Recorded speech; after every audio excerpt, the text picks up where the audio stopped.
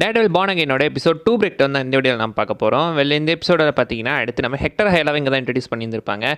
அது போக கொஞ்சம் சோகமாக தான் முடிச்சிருக்கோம். இருங்க நான் இப்போ எபிசோட் பிரேக் டவுன் ஆரம்பிச்சிடலாம். எபிசோட் ஸ்டார்டிங்கில் எடுத்துட்டிங்கன்னா ஆக்சுவலி வந்துட்டு நம்ம கமர்டி லாஸ்ரேயஸ் அந்த ஒரு ஆக்டருக்கான மரியாதையை கொடுக்குறாங்க. ஏன்னா அந்த மனுஷன் பார்த்தீங்கன்னா ரியல் லைஃப்லையுமே இறந்துட்டார் கேன்சர்னால, ரெஸ்ட் இன் பீஸ். ஸோ அவருக்கான ஒரு மரியாதையை கொடுத்துட்டு தான் இந்த சீசன் இந்த எபிசோடே பார்த்தீங்கன்னா ஆரம்பிக்கிறாங்க. எபிசோட ஸ்டார்டிங்கில் நம்ம வில்சன் ஃபிஸ்க்கு தான் காட்டுறாங்க. மனுஷன் பார்த்தீங்கன்னா மேயரான சந்தோஷத்தில் இருக்கிறத விட்டுட்டு பார்த்தீங்கன்னா ரொம்ப ஒரு மாதிரி வித்தியாசமாக உட்காந்துக்கிட்டு இருக்காப்புல. மேபி இந்த மேயர் பதவி பார்த்தீங்கன்னா வந்துட்டு அவர் யோசிக்கிற போல் இருக்கு, நம்மள எப்படி மேயராக சூஸ் பண்ணானுங்க அப்படின்ற மாதிரி. டேர்டெவிலுமே அந்த யோசித்து தான் இருப்பார், இவனை எப்படா மேயரா சூஸ் பண்ணாங்க அப்படின்ற மாதிரி. பட் அங்கே பார்த்தீங்கன்னா அந்த டச்சப் கொடுக்க வரும்போது டச்சப்லாம் வேணாம், நான் இந்த மூஞ்சியோட இது பண்ணுறேன் அப்படின்னு சொல்கிறப்பல, ஏன்னா வில்சன் ஃபிஸ்காவே அந்த ஊர் மக்கள் ஏற்றுக்கிட்டாங்க. அதனாலேயே பார்த்தீங்கன்னா அவர்கிட்ட மேக்கப் வேணாம் அப்படின்னு சொல்லியிருந்திருப்பாரு. அங்கே தான் பார்த்தீங்கன்னா இந்த மொத்த சிட்டிக்குமே வந்துட்டு நான் ப்ராமிஸ் பண்ணுறேன், இந்த சிட்டியை நம்ம மேம்படுத்துவோம், நமக்கு வந்துட்டு விஜிலண்டிஸ் யாரும் தேவையில்லை அப்படிமா மென்ஷன் பண்ணியிருப்பாங்க. அண்ட் ஹாப்பி நியூ இயருமே சொல்லுவார். ஹாப்பி நியூ இயர் இங்கே இருக்கிற எல்லா தலையிலுமே ஹாப்பி நியூ இயர் தொப்பி போட்டிருக்கோம். இது எப்போ தான்டா நடக்குது அப்படின்னு கேட்டிங்கன்னா டைம்லைன் குழப்பம் லைட்டாக கொஞ்சம் இருக்க தான் செய்யுது. ஏன்னா ஸ்டார்டிங் சீன் பார்த்தீங்கன்னா ஆக்சுவலி வந்துட்டு பாசிபிளி 2025 ஸ்ப்ரிங்கில் நடக்கிற மாதிரி மென்ஷன் பண்ணியிருப்பாங்க. அப்போ இன்னும் ஒரு வருஷம் தள்ளி போனால் இது வந்துட்டு கிட்டத்தட்ட 2026 முடிஞ்சு 2027 ஸ்டார்ட் ஆகுது இந்த MCU படி. ஸோ அந்த கணக்கு தான் நினைக்கிறேன். பட் இவங்க டேட் எங்கேயுமே பற்றி மென்ஷன் பண்ணல. இங்கே கூட ஒருத்தங்கிட்டையுமே ஹாப்பி நியூ இயர் தான் போட்டிருக்கீங்களே தவிர வருஷமே மென்ஷன் பண்ணலைங்க. உஷாராக வேலை பார்த்துட்டு இருக்காங்க. அங்கே தான் பார்த்தீங்கன்னா அவருன்ட்டு நமக்கு இனி விஜிலாண்டிஸ் யாருமே தேவையில்ல, ஸ்பைடர் அவுட்ஃபிட் போட்டவனும் தேவையில்ல, டெவில் சூட் போட்டவனும் தேவையில்ல, நெஞ்சில் ஸ்கல் சிம்பிள் போட்டவனும் நமக்கு தேவையில்லைன்னு மென்ஷன் பண்ணியிருப்பாப்ல. அப்சல்யூட்லி நம்ம டேர்டெவில், பனிஷர், ஸ்பைடர் மேனை மென்ஷன் பண்ணியிருக்காங்க. அண்ட் ஆக்சுவலி பார்த்தீங்கன்னா ஸ்பைடர் மேன் வந்துட்டு இந்த சீரிஸில் காட்டுறதா ஒரு பிளான் இருந்திருக்கான். ஸ்ட்ரீட் லெவல் ஸ்டோரிங்க இருக்குது. தெரு லெவலில் இத்தனை ஹீரோ சண்டை போடும்போது ஸ்பைடர் மேன் இல்லைனா எப்படி டேர்டெவில் ஸ்பைடர் மேன் காம்போ பார்க்க எவ்வளோ நாள் வெயிட் பண்ணிக்கிட்டு இருக்கோம். இந்த சோனி பையனுக்கு அது புரிய மாட்டேது. ஏன்னா சோனி ஆக்சுவலி பார்த்தீங்கன்னா சீரிஸில் ஸ்பைடர் மேன் அலோவ் பண்ணுறதுக்கு அவன் பர்மிஷன் கொடுக்கல. அதனால இந்த சீரிஸில் பார்த்தீங்கன்னா ஸ்பைடர் மேன் வரல. ஸ்பைடர் மேன் வந்து அவ்வளோ சூப்பராக இருந்திருக்கும். லாஸ்ட்டில் ஒரு ஆர்மியை திரட்டும் போது கூட ஸ்பைடர் மேனை காட்டவே இல்லையே, பயபிள்ளைங்க அப்படியே விட்டுட்டு இருக்காங்க. ஆனால் ஸ்பைடர் மேன் வந்திருக்கணுங்க. ஸ்பைடர் மேன் வந்து இன்னுமே பக்காவாக இருந்திருக்கும். அந்த இடத்துல டேர்டெவிலுமே அந்த குழப்பத்தில் உட்காந்துருக்காரு. இவனை போய் மேயரை சூஸ் பண்ணியிருக்கானுங்களே, இவனுங்களுக்கா என்ன உங்களுக்குலாம் மறக்க வேண்டு போச்சடா அப்படின்னு ஒரு பார்வையில் தான் அவர் பார்த்துக்கிட்டு இருக்காப்புல. ஒரு கெட்டவனை மேயரை சூஸ் பண்ணியிருக்காங்க. கெட்டவனை தான் எல்லாத்துக்கும் பிடிக்குது, நல்லவனையெல்லாம் ஒதுக்கி தள்ளிடுறாங்க. என்ன பண்ணுறது, சரி விடுங்க. அடுத்த சீனில் ஒரு சப்வே ஸ்டேஷனில் ஆக்சுவலி ஒருத்தனை போட்டு 2 பேர் அடிச்சுக்கிட்டு இருக்காங்க. ஹெக்டர் ஹைலா அங்கே வராப்பில். ஸோ வந்து அங்கே இருக்கிற 2 பேர்த்தையும் அடிச்சு போட்டு அவனை காப்பாற்றிடுறாரு. திடீர்னு ஒருத்தர் பார்த்தீங்கன்னா ஹெக்டர் அடிக்க வர அவர் ஒதுங்கி அவன் போய் ட்ரெயினில் விழுந்து சத்ததுக்கப்புறம் அங்கே தான் தெரிய வருது இவங்க 2 பேர் போலீஸ் ஆஃபீஸர், NIPD அப்படின்னு. ஏன்டா இதை சொல்லவே இல்லையாடா அப்படின்ற மாதிரி தான் ஹெக்டர் ஹைலாக்கு நினச்சிருக்கோம். என்ன ஏன்டா நீங்கள் முன்னாடியே சொல்லியிருந்தா நான் பாட்டுக்கு என் வேலையை பார்த்துட்டு போயிருப்பல அப்படின்ற மாதிரி தான் இருந்திருக்கும். இல்லைனா போய் சூட்டை போட்டு வந்திருப்பாரு. பட் இந்த இடத்துல பார்த்தீங்கன்னா இவங்க 2 பேரும் தான் ஒரு இவன்றதை போலீஸ் ஆஃபீஸர்ன்றதை சொல்லவே கிடையாது. டேரெக்டாக வந்து சண்டை போட்டுருக்காங்க. இதை முதல்ல சொல்லியிருந்தா அவன் வேலையை போய் பார்த்துட்டு இருப்பான். பட் இவங்க பார்த்தீங்கன்னா ஆக்சுவலி வந்துட்டு கரப்டடான போலீஸ் ஆஃபீஸர்ஸ். அவங்க கூட பார்த்தீங்கன்னா வந்துட்டு அந்த பனிஷரோட சிம்பிளை ஆக்சுவலி கையில் பச்சை குத்தி இருந்திருப்பாங்க. ஸோ பனிஷரோட வழியை ஃபாலோ பண்ணக்கூடிய ஒரு போலீஸ் ஆஃபீஸர்ஸ். பட் பனிஷர் அந்த வழியை ஃபாலோ பண்ணுறதுக்குன்னு சொல்லிட்டு அதுக்குன்னு பர்டிகுலர் பார்த்தீங்கன்னா அவருக்குன்னு ஒரு கொள்கை இருக்கும். ஆனால் இவனுக்கு கொள்கையே இல்லாத ஒரு போலீஸ் ஆஃபீஸர், அதாவது லிட்டரலாக தற்கொலை போலீஸ் ஆஃபீஸர்ஸ் இவங்க எல்லாருமே இத்தனைக்கு கரப்டடு. இப்போ ஃபிஸ்கோட ஆஃபீஸை தான் காட்டுறாங்க. அந்த இடத்துல பார்த்தீங்கன்னா அந்த டேபிள் எவ்வளோ பழசு, இந்த இடத்துலலாம் பார்த்தீங்கன்னா அதுக்கு முன்னாடி மேயராக இருந்தார்ல லேக்வாடியா அப்படின்னு ஒருத்தர் மென்ஷன் பண்ணியிருந்திருப்பாரு. அவருக்கு அவங்க அப்பாவுக்கு அவரை தான் ரொம்ப பிடிக்குமா, அவர் யாரையுமே ரெஸ்பெக்ட் பண்ண மாட்டார் எக்ஸப்ட் அவரை தவிர அப்படிங்கிற மாதிரி மென்ஷன் பண்ணியிருந்திருப்பாரு. ஸோ அந்த மனுஷன் மாதிரியே நானும் இருக்கணும்னு நினைக்கிறேன். ஆக்சுவலி ஃபிஸ்க் அவங்க அப்பா மாதிரி இருக்கக்கூடாது தான் ஆசைப்பட்டு இருக்காரு. பட் இந்த இடத்துல அவங்க அப்பாவே ஐடலாக பார்த்த ஒரு மனுஷனாக மாறணும் அப்படின்றதுக்காக பார்த்தீங்கன்னா அவரை பற்றி பேசிக்கிட்டு இருக்காரு. அண்ட் அந்த இடத்த பற்றியும் பேசுகிறாங்க. அண்ட் அவர் கையில் பாருங்களேன், கை ஃபுல்லாக லைட்டாக கொஞ்சம் ரத்த காயமாக இருந்துகிட்டு இருக்கு. அப்சல்யூட்லி ஆடமாக போட்டு அந்த இதுக்குள்ளே பார்த்தீங்கன்னா பொழந்து எடுத்துகிட்டு வந்திருக்காப்புல, அந்த காயமாக தான் இருக்கணும். இதை நமக்கு லேட்டரானா தான் காட்டியிருந்திருக்காங்க. ஃபிஸ்க்கு பார்த்தீங்கன்னா ஆக்சுவலி வந்துட்டு ஏன்டா ஏன் பொண்டாட்டிக்கிட்ட நீ ஆஃபர் வச்சுக்கிறியா தக்காளி ஒன்று என்ன பண்ணுறேன் பாரு அப்படின்னு சொல்லி பேஸ்மெண்ட்டில் போட்டு அவனை கும்மிட்டு டெய்லி போட்டு அடித்து சித்திரவதை பண்ணி மனுஷன் இங்கே வந்து மேயர் வேலையை பார்த்துட்டு இருக்காப்புல. அவருக்கும் ஒரு ரிலீஃப் வேணும்ல, அவனை பஞ்சிங் பேக்கை யூஸ் பண்ணிக்கிட்டு இருந்திருக்காரு. அண்ட் இப்போ மேட்டுமே பார்த்தீங்கன்னா ஆக்சுவலி போலீஸ் ஸ்டேஷனில் ஹெக்டர் ஹைலாவே எல்லாரும் போட்டு அடிக்கிறதாங்க இந்த பக்கம் கேட்டுட்டு போய் பார்க்குறாரு. ஸோ ஹெக்டர் ஹைலாவே இப்போ மேட்மேடாக் ரெப்ரசென்ட் பண்ணுறதுக்காக வராரு. ஸோ இவர் பார்த்தீங்கன்னா ஆக்சுவலி வந்துட்டு போலீஸ் ஆஃபீஸர் அடிக்கலை அப்படின்றது இந்த உண்மை நம்ம மேட்மேடாக்கு தெரிஞ்சிச்சு. ஏன்னா இவர் இந்த இடத்துக்கு போயிருக்காரு, காப்பாற்றிருக்காரு. ஆனால் அவனுங்க போலீஸ்ன்றதை சொல்லவே இல்லை. இதில் எப்படி நான் குற்றவாளி ஆக முடியும் அப்படின்னு சொன்னதால ஃபிஸ்க் இப்போ இவரை ரெப்ரசென்ட் பண்ணுறதுக்காக பார்த்தீங்கன்னா முயற்சி பண்ணிட்டு இருக்காப்ல. ஸோ இப்போ ஹெக்டர் ஹைலாவை காப்பாற்றுறதுக்காக மேட் மோடாக் வந்திருக்காரு. அண்ட் இதை போய் மெக்டஃபீட்டர் சொல்லும் போது ஆக்சுவலி அவங்க வந்துட்டு நம்ம ஃபிலிம் இப்போ என்ன நிலைமையில இருக்குது தெரியுமா, நீ போய் அவர் ரெப்ரசென்ட் பண்ணுன்னு சொல்லும் போது ஆக்சுவலி பார்த்தீங்கன்னா இப்போ அவன் அவனை காப்பாற்ற தான் பண்ணுறேன்னு சொல்லும் போது நீ இவனை ரெப்ரசென்ட் பண்ணுறேன்னு இறங்கினா இது மொத்த போலீஸ் டிபார்ட்மெண்ட்டுக்கு ஆப்போசிட்டாக நிற்கிற மாதிரி அப்படின்னு சொல்லியிருப்பாங்க. ஆப்சல்யூட்லி ஒரு போலீஸ் ஆஃபீஸரை கொண்டிருக்கிறதா தான் சொல்லியிருந்திருக்காங்க. ஸோ அப்படி பார்த்தா மொத்த போலீஸ் டிபார்ட்மெண்ட்டையும் எதிர்த்து நிற்கிற மாதிரி தான். பட் ஸ்டில் எடுத்து நிற்கிறதுக்காக தான் அங்கே போயிட்டுருக்காங்க. அண்ட் சைடில் இறந்து போன அந்த போலீஸ் ஆஃபீஸரோட ஃபியூனரல் நடக்குது. அங்கே ஃபிஸ்க் வந்துடுறாரு கமிஷனர் கேலோவை பார்க்கறதுக்காக. ஸோ அவர் ஆல்ரெடி நிறைய சம்மன் அமைச்சிருப்பார் போட்டிருக்கு, அவர் பார்க்கறதுக்கு விருப்பம் இல்லைன்னு மாதிரி சொல்லியிருக்காங்க. ஸோ அவர் வந்துட்டு கமிஷனர் கேலோ வந்துட்டு கிட்டத்தட்ட அவர் இந்த இடத்துல அசிங்கப்படுத்தி அனுப்பிச்சு விட்டுறாரு.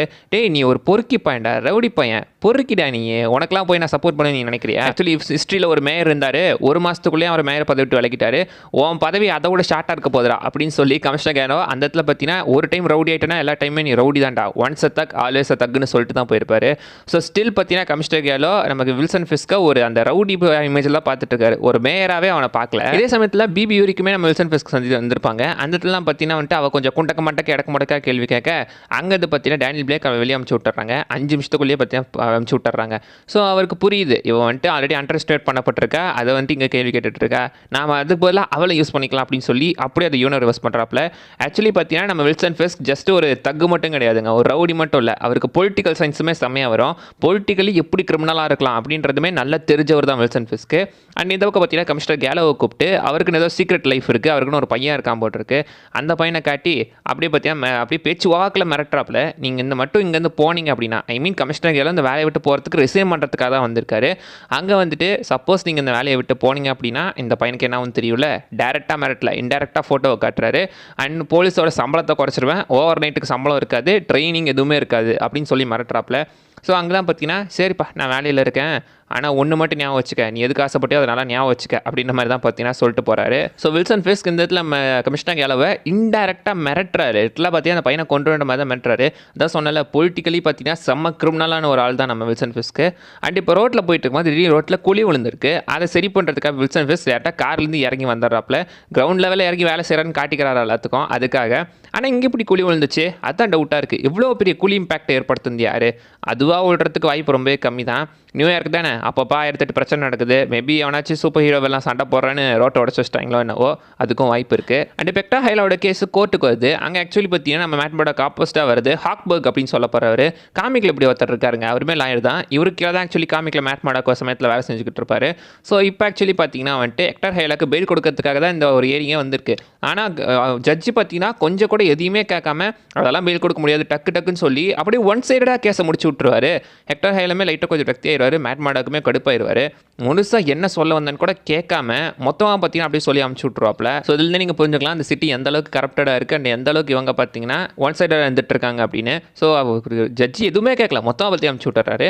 ஸோ இப்போ செர்ரி மெக்டஃபியும் பார்த்தீங்கன்னா ஹெக்டர் ஹைலோட ஒய்ஃப் இருக்கிற இடத்துக்கு போய் அங்கே பற்றி ஆக்சுவலி வந்துட்டு உங்கள் ஹஸ்பண்டை காப்பாற்றுறதுக்காக நீங்கள் அதை செஞ்சு கோர்ட்டு வரணும் அப்படின்னு பார்த்தீங்கன்னா கேட்டுட்டு இருக்காங்க.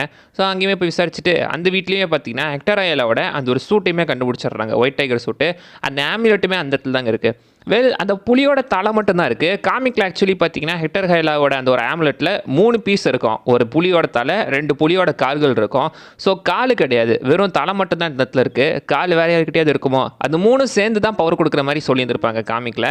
பட் இந்த சீரீஸில் அதை நமக்கு தெளிவாக மென்ஷன் பண்ணல, அந்த ஆம்லெட்டில் பவர் இருக்கா, மிஸ்டிக்கல் ஆம்லெட்டுன்னு மென்ஷன் பண்ணியிருப்பாங்க. பட் அதுக்குள்ளே பவர் இருக்கான்னு தெரில. ஏன்னா காமிக்கில் இந்த ஆம்லெட்டை போட்டதுக்கு அப்புறம் தான் நம்ம ஹெக்டர் ஹைலாக்கு சூப்பர் ஹீரோ பவர்ஸ் ஐ மீன் பார்த்தீங்கன்னா அவருக்கு வந்துட்டு கும்ஃபு வித்த எல்லாமே தெரிஞ்சிருந்திருக்கும். இந்த ஆம்லெட்டை போட்டதுக்கு அப்புறம் தான் அவருக்கு அந்த நாலேஜ் எல்லாமே வரும். பட் இந்த இடத்துல அதை பற்றி எதுவுமே பெருசாக மென்ஷனே பண்ணல. இது நம்ம மேட்மோடாக்கு தெரிஞ்சு டேரெக்டாகவே பார்த்தீங்கன்னா ஹெக்டர் ஹைலாக்டே கேள்வி கேட்குறாரு, இதை பாருப்பா நான் சண்டை போடும்போது சூட்லாம் போடல, அதுக்கு சம்மந்தம் இல்லைன்னு சொல்லும்போது இல்லை சம்மந்தம் இருக்குது, நீ என்கிட்ட முன்னாடியே சொல்லியிருக்கணும், அவ்வளோ நேரம் நம்ம பேசிக்கிட்டு இருந்தோம், அவ்வளோ கேள்வி கேட்டேன், இதை என்கிட்ட மறைச்சிட்ட பார்த்தியா, நீ முழுசாக என்னென்ன உண்மைன்னு சொன்ன தெரிஞ்சாதான் நான் இதை கண்டுபிடிக்கிறதுக்கு அப்படி மாதிரி சொல்லியிருப்பாப்ல. ஆக்சுவலி இந்த டேனியல் பானகேல வசனம்லாம் நல்லா இருக்குங்க. அங்கே ஒரு வசனம் சொல்லுவார், நான் எப்படிலாம் தோப்பேன்னு வழி தெரிஞ்சாதான் ஜெயிக்கிறதுக்கான வழி என்னால் கண்டுபிடிக்க முடியும்னு ஒரு வசனம் சொல்லியிருப்பாரு. உண்மையிலேயே நல்ல வசனங்கள், நிறைய நல்ல வசனம் இருக்குது.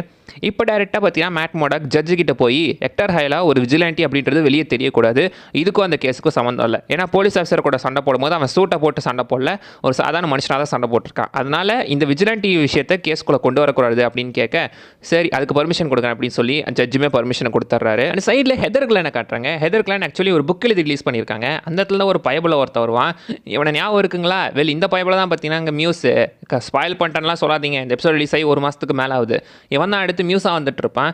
இவன் இந்த இடத்துல ஆக்குவோட பார்த்தீங்கன்னா பிஹேவ் பண்ணும்போதே நினச்சேன் இவனை வச்சு ஏதோ பண்ண போகிறாங்களா அப்படின்னு, நினச்ச மாதிரியே பண்ணிட்டாங்க.